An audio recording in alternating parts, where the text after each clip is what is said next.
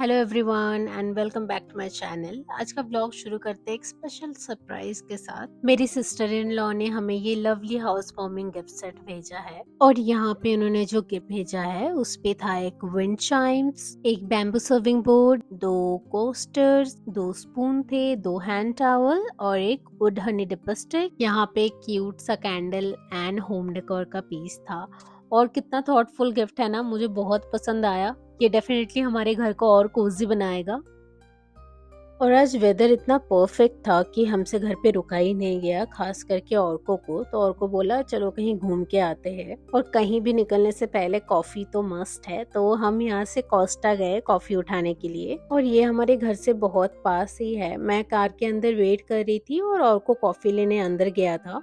And the weather was just too perfect. It was sunny but एक ठंडी ठंडी हवा भी चल रही थी। तो हमने सोचा क्यों ना फेमस ग्लेनफिनन वायडक्ट होके आते हैं आज। फोर्ट विलियम का वेदर तो हर 5 मिनट में चेंज होता है।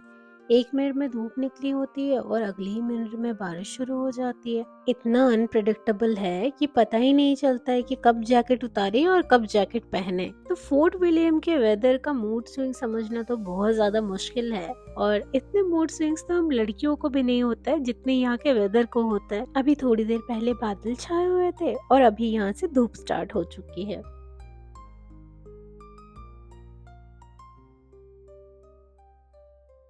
मुझे ना ये एरिया खास करके बहुत पसंद है। यहाँ के हाउसेस एकदम मार्वलस लगते हैं, और ज्यादा करके हाउसेस बे एरिया के पास ही बने हुए हैं। और यहाँ पे एक सुंदर पार्क भी है और इसके नियर बाय सारे हाउसेस। इतना गॉर्जियस व्यू आ रहा था, मैं कॉन्स्टेंटली वीडियो ले रही थी और एक एक करके बहुत ही प्रिटी हाउसेस आ रहे थे।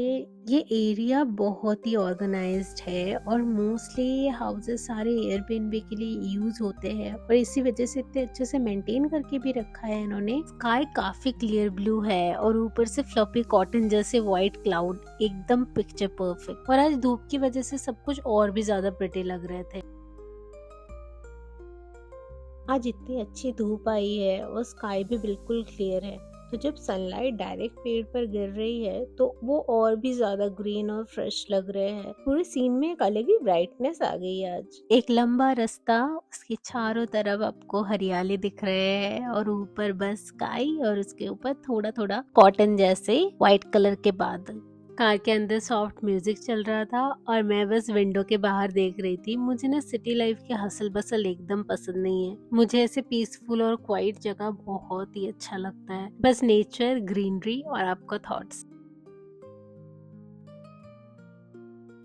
तो आज जहाँ हम जा रहे हैं ये सबसे फेमस है अपने हैरी पॉटर के कनेक्शन की वजह से। फॉर ऑल ऑफ अस जो हैरी पॉटर के साथ बड़े हुए हैं, ये वही हॉगवर्ट्स एक्सप्रेस का ब्रिज होगा। और इस ब्रिज का नाम सुन के वही आइकॉनिक सीन्स याद आते हैं, जैसे हैरी और रॉन जब फोर्ड एंग्लिया कार में फ्लाई करते हुए ट्रेन के ऊपर से जा रहे हैं, या फिर ट्रेन जब हॉगवर्ट्स के रास्ते में वायडक्ट को क्रॉस करती है। तो एक फैंटेसी लवर के लिए इससे बेहतर और कुछ नहीं हो सकता है। और फाइनली हम ग्लेनफिनन पहुंच गए और अभी हम यहाँ पे गाड़ी पार्क करके यहाँ से पार्किंग टिकट ले लेंगे। पार्किंग मशीन मोस्टली कॉइन या कार्ड ऑपरेटेड होते हैं। ज्यादा जगह पे अब तो कॉन्टेक्टलेस कार्ड पेमेंट भी मिल जाती है। कुछ तो बहुत ही सिंपल होती है, जहाँ बस आपको टाइम चूज करना होता है। जितना टाइम रुकना है उतना टाइम चूज कीजिए, मशीन ऑटोमेटिकली उसके हिसाब से फेयर कैलकुलेट करती है। और पे करने के लिए coin, debit card, credit card या कॉन्टेक्टलेस पेमेंट भी कर सकते हो आप। मशीन एक स्मॉल पेपर टिकट देगी जिसमें लिखा होगा कितनी देर तक आपका पार्किंग वैलिड है, डेट एंड टाइम, और उसको लेके जाके आप बस आपकी गाड़ी के डिस्प्ले में रख दो। यहाँ से ट्रेन को देखने के 2 तरीके हैं। एक हील से, जहाँ से आपको ब्रिज के साथ साथ लॉक शील्ड का भी व्यू मिल जाता है, और दूसरा ट्रेल जो सीधा ब्रिज के पास ले जाता है।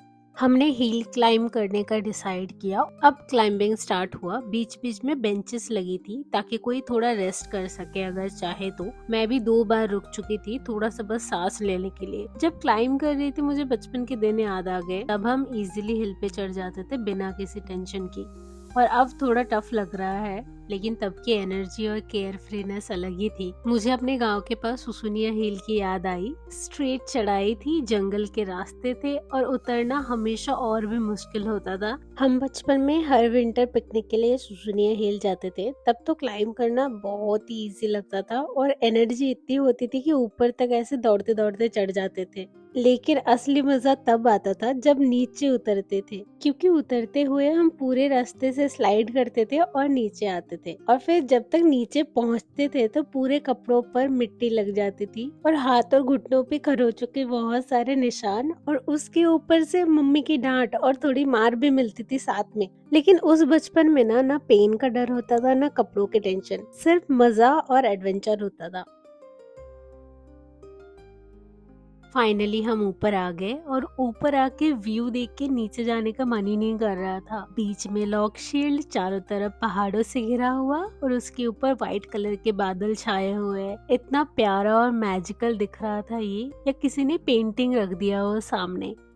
और इस साइड पे आप वो फेमस ग्लेनफिनन का ब्रिज देख सकते हो, जो एग्जैक्टली हैरी पॉटर मूवी में था। और अगर आप नीचे वाले रोड से जाते हो तो आप वो ब्रिज के एकदम पास पहुंच जाते हो। ऑलरेडी वहाँ पे इतने सारे लोग गए हुए हैं जिनको ट्रेन थोड़ा पास से देखना होता है ना, तो वो सारे ही ब्रिज के पास चले जाते हैं। क्योंकि हम लेट करके आए थे और ट्रेन निकल चुका था, तो हम यहाँ पे ही आ गए व्यू देखने के लिए। और यहाँ से नीचे कार पार्क भी दिख रहा है। ये बहुत सारे लोग आए हुए थे ना, सारे फोटोज वगैरह ले रहे थे। हम भी थोड़ा फोटोज और वीडियोस लेके कॉफी और बिस्किट्स एंजॉय करके नीचे वॉक करके लॉक शील्ड गए। यहाँ पे अलग अलग ट्रेल्स भी बने हुए हैं, जैसे पाइनो ट्रेल और ड्रैगन फ्लाई ट्रेल। ट्रेल का मतलब होता है एक छोटा सा रास्ता जो स्पेशली वॉकिंग, हाइकिंग या साइकिलिंग के लिए बनाया जाता है। और ट्रेल्स यूजुअली नेचर के बीच ही होता है, जैसे मान लो फॉरेस्ट के अंदर या फिर हिल के ऊपर या लॉक के साइड में। और ये क्लियर पाथ होते हैं जहाँ लोग सेफली वॉक कर सकते हैं और नेचर को भी एंजॉय कर सकते हैं। पाइनो ट्रेल आपको एकदम टॉल पाइन ट्रीज के बीच ले जाता है और दोनों तरफ ग्रीनरी और एक पीसफुल जंगल वाली वाइब्स देते हैं आपको। और ड्रैगन फ्लाई ट्रेल तो और भी इंटरेस्टिंग है। ये आपको लॉक के पास वेटलैंड्स तक लेके जाता है, जहाँ समर सीजन में ना कलरफुल ड्रैगन फ्लाईज और बटरफ्लाईज इजीली दिख जाते हैं आपको। और यहाँ पे थोड़ा सा सनी वेदर हो तो लोग निकल जाते हैं हाइकिंग, साइकिलिंग वगैरह करने के लिए। हमने अभी तक यहाँ पे कोई ऐसे ट्रेल्स या हाइकिंग पे नहीं गए हुए, बट एक बार एक्सपीरियंस करना तो बनता है। लॉक शील्ड के बिल्कुल पास ये एक टॉल स्टोन मॉन्यूमेंट है जो दूर से देखने में लाइट हाउस जैसा लगता है। एक्चुअली इसे ना ग्लेनफिनन माउंटेन कहा जाता है। ये 1918 में बनाया गया था उन ब्रेव हाईलैंडर्स के लिए जो प्रिंस चार्ल्स एडवर्ड स्टुअर्ट के साथ 1745 के जैकोबाइट राइजिंग में लड़े थे। और टावर की टॉप पे ये जो एक हाईलैंडर का स्टैचू खड़ा है, वो सैक्रिफाइस और करेज का स्ट्रॉन्ग सिंबल भी है। और ये पूरे एरिया स्कॉटलैंड के जैकोबाइट हिस्ट्री से कनेक्टेड है। सामने लॉक शील्ड का पानी था इतना साफ कि जैसे जमीन पर एक बड़ा सा आईना बिछा हो। सूरज की गोल्डन रेज उस पर गिर के ऐसे चमक रही थी जैसे किसी ने पानी के ऊपर सोना और चांदी की परछाई डाल दी हो। चारों तरफ ऊंचे ऊंचे पहाड़, बिल्कुल शांत, बिल्कुल स्ट्रॉन्ग। ऊपर कॉटन जैसे क्लाउड्स तैर रहे थे और नीचे ये झील अपनी ही खामोशी में एक कहानी सुना रही थी।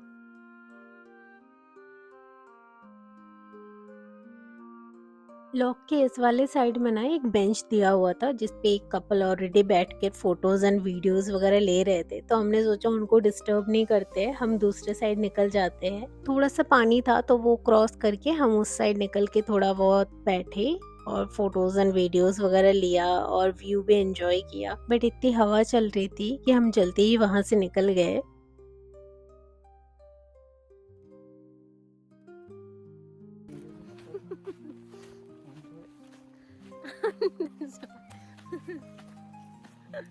টিভিটা লাগাবি বাড়ি গিয়ে ঝগড়া শুরু করে দিয়ে তেদরামো করলি তুই দৌড়ে আছি ছেড়ে দিয়ে চলে গেল। ভুলভাল কথা বলবে ওখানে। যতক্ষণ দাঁড়িয়ে ছিল ওখানে গিয়ে চকলেট খাচ্ছে পেনটা খোঁজার নাম করে। চকলেট খেলাম আমি, আমার দিব্যি খাচ্ছি মানে চকলেট খাচ্ছি তুই বুঝিস তোর দি।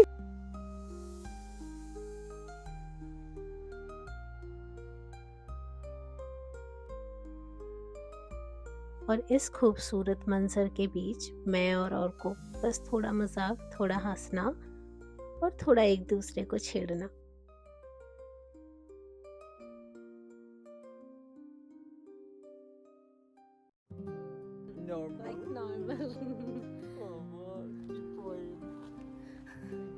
मुझे लगता है जिंदगी की असली मजा ना यही छोटे छोटे लम्हे में होता है। और इस प्यारे से रास्ते के बीच दो मुस्कान, दो दिल, थोड़ा मजाक, थोड़ा प्यार और बस जिंदगी का असली सुकून। और यहाँ के रास्ते के साइड में कितने सारे वाइल्ड एंड प्रिटी फ्लावर्स लगे हुए हैं, मुझे इनका नाम भी नहीं पता है पर दिखने में इतना सुंदर लग रहा है सारे। अब हम घर वापस निकल रहे थे, लेकिन रोड पे भी कितना कुछ देखने लायक था। फार्म्स के बीच से गुजरते हुए पुराने स्टोन हाउसेस नजर आए जो अपने में ही बहुत चार्मिंग लग रहे थे और मैंने कभी देखा भी नहीं था यहाँ पे।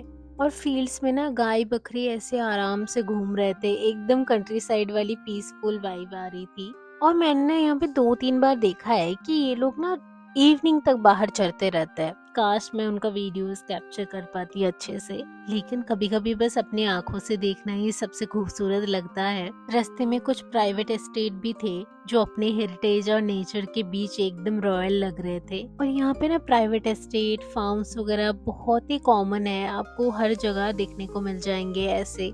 जब मैं पहली बार स्कॉटलैंड आई थी तब यहाँ पे समर सीजन था और उसी टाइम पे मैंने छोटे छोटे व्लॉग शूट करना शुरू किया था। तब मुझे ऑनेस्टली लगता भी नहीं था कि मैं कभी इन्हें अपलोड करूंगी, लेकिन धीरे धीरे काफी वीडियोस बन गए और एक दिन लगा कि क्यों ना आप सबके साथ शेयर करूं। जो वीडियोस आप अभी देख रहे हो ये थोड़े पुराने हैं, समर टाइम के हैं और अभी तो फोर्ट विलियम में विंटर आना स्टार्ट हो गया है।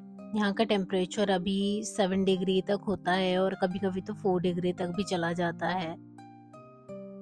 तो दोस्तों आज का दिन यही खत्म होता है। छोटी सी ट्रिप थी ग्लेनफिनन और लॉक शील की तरफ, लेकिन मेमोरीज बहुत बड़ी बन गई। मुझे यहाँ का लश ग्रीन और पीसफुल वाइब्स बहुत पसंद आया। होपफुली आपने भी एंजॉय किया होगा इस ब्लॉग के थ्रू। अगर पसंद आया हो तो लाइक, शेयर और सब्सक्राइब करना ना भूलिए। See you guys in the next blog. और तब तक के लिए सब अच्छे से रहिए, खुश रहिए और अपना ध्यान रखिए।